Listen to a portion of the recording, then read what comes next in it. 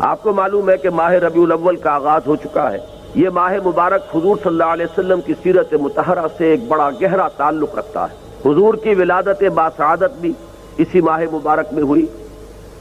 اگرچہ تاریخ کے بارے میں اختلاف ہے۔ حضور کا انتقال بھی اس ماہ مبارک میں ہوا، اور وہ متفق علیہ تاریخ ہے 12 ربیع الاول اصل میں حضور کا یوم وفات، اور اکثر محققین کی رائے یہ ہے کہ آپ کا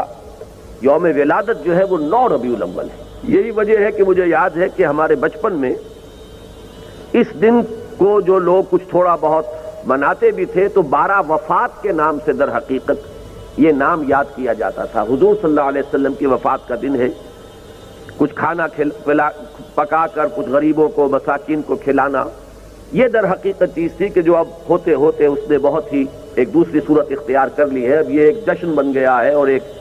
عید کا سا سما، بلکہ واقعہ یہ ہے کہ جو اصل 2 عیدیں ہیں وہ کہیں پیچھے چلی گئی ہیں، اور یہ جو 2 عیدیں ہم نے ایجاد کی ہیں، ایک عید میلاد النبی اور ایک عید استقلال، اگر ہم جائزہ لیں تو شاید یہ 2 جو ہے زیادہ فور گراؤنڈ میں آ چکی۔ لیکن یہ کہ جہاں تک آپ کی ولادت اور آپ کے وفات کا اس ماہ مبارک میں ہونا ہے وہ ثابت ہے۔ مزید برآں حضور کا ورود مدینہ منورہ میں بھی ماہ الاول میں ہوا ہے۔ اس پہلو سے اگر اس ماہ مبارک میں ہم سیرت النبی کے مطالعے کا ایک خاص موضوع رکھیں، کسی تاریخ کے تعین کے بغیر اس مہینے کی مناسبت سے سیرت مطہرہ پر گفتگویں ہوں، غور و فکر ہو، اور اس میں بھی عملی پہلو سامنے ہو، اتباع کا جذبہ ہو، سمجھنا سمجھانا اس لیے ہو کہ اس پر عمل کرنا ہے، تو یقیناً یہ چیز ہمارے لیے بہت مفید ہوگی اور ہمارے بہت سے امراض کا شاید اس سے مداوع ہو سکے۔